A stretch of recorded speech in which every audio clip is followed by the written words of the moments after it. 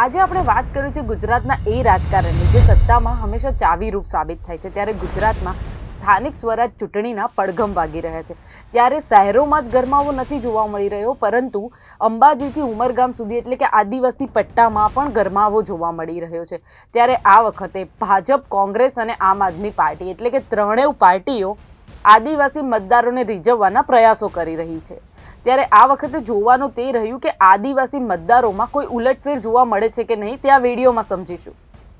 ગુજરાતના રાજકારણમાં આદિવાસી પટ્ટો હંમેશા નિર્ણાયક રહ્યો છે। હાલની પરિસ્થિતિ પર નજર કરીએ તો કેટલાક મોટા આદિવાસી ચહેરાઓએ કોંગ્રેસનો ખેસ ધારણ કર્યા બાદ સમીકરણો બદલાયા છે। કોંગ્રેસ પોતાનો જૂનો ગઢ મેળવવા પાછી મથી રહી છે, તો બીજી તરફ ભાજપ આદિવાસી ગૌરવના નામ પર પોતાની પકડ મજબૂત કરી રહ્યું છે। પરંતુ આ બધા વચ્ચે સૌથી વધુ ધ્યાન ખેંચી રહ્યા છે આપના નેતા ચૈતર વસાવાનું સક્રિય વલણ। ચૈતર વસાવા માત્ર એક પક્ષના નેતા નહીં, પરંતુ તે આદિવાસીઓના એક ઉભરતા અને આક્રમક ચહેરા તરીકે સ્થાપિત થઈ રહ્યા છે। તાજેતરમાં તેમણે સ્થાનિક નેતાઓ સાથે બેઠકોનો દોર શરૂ કર્યો। તે સૂચવે છે કે આ વખતે સ્થાનિક સ્વરાજમાં પક્ષ કરતા સ્થાનિક મુદ્દા અને આદિવાસી અસ્મિતા પર વધુ પ્રબળ રહેશે। આદિવાસી નેતાઓની એક ખાસિયત રહી છે, જ્યારે જળ, જમીન અને જંગલના વિકાસની વાત આવે ત્યારે તેઓ ઘણીવાર પક્ષ વિપક્ષ ભેદ ભૂલીને એક તાતણે બંધાતા જોવા મળ્યા છે। અત્યારની પરિસ્થિતિના મૂલ્યાંકન પ્રમાણે આદિવાસી વિસ્તારોમાં અત્યારે સ્થાનિક કનેક્ટની લડાઈ લડાઈ રહી છે।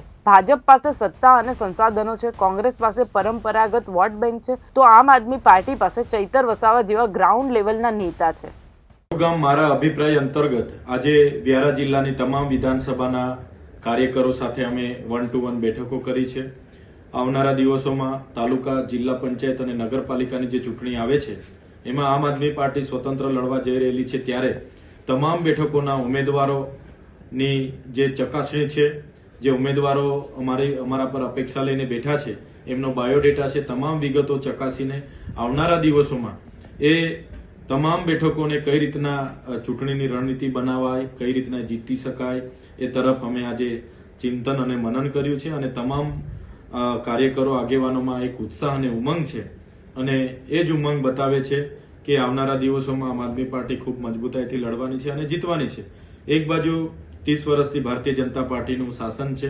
વ્યારાની વાત કરીએ તો એક હત્તું શાસન એમનું હોવા છતાં આજે નગરપાલિકાના ઘણી સમસ્યાઓ છે, ગટરની સમસ્યાઓ છે, પીવાના પાણીની સમસ્યાઓ છે, સ્વચ્છતાની સમસ્યાઓ છે।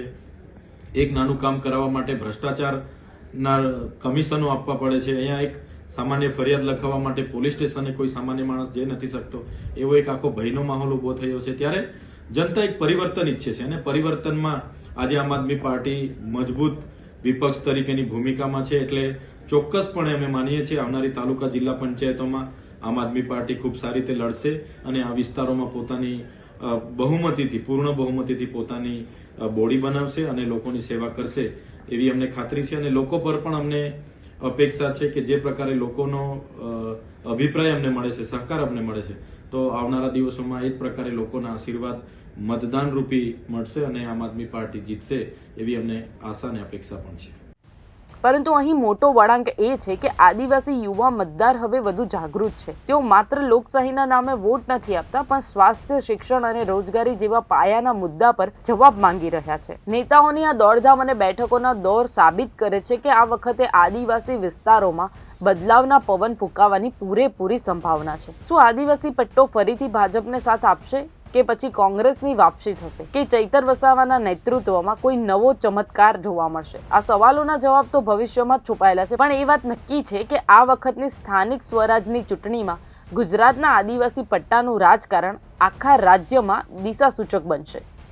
આ વિષય પર તમારું શું માનવું છે તે અમને કમેન્ટ સેક્શનમાં જરૂરથી જણાવજો, અને આવા જ વિડીયો જોવા માટે જોડાયેલા રહો બેનિફિટ ન્યૂઝ સાથે। લાઇક કરો, શેર કરો, સબસ્ક્રાઇબ કરો।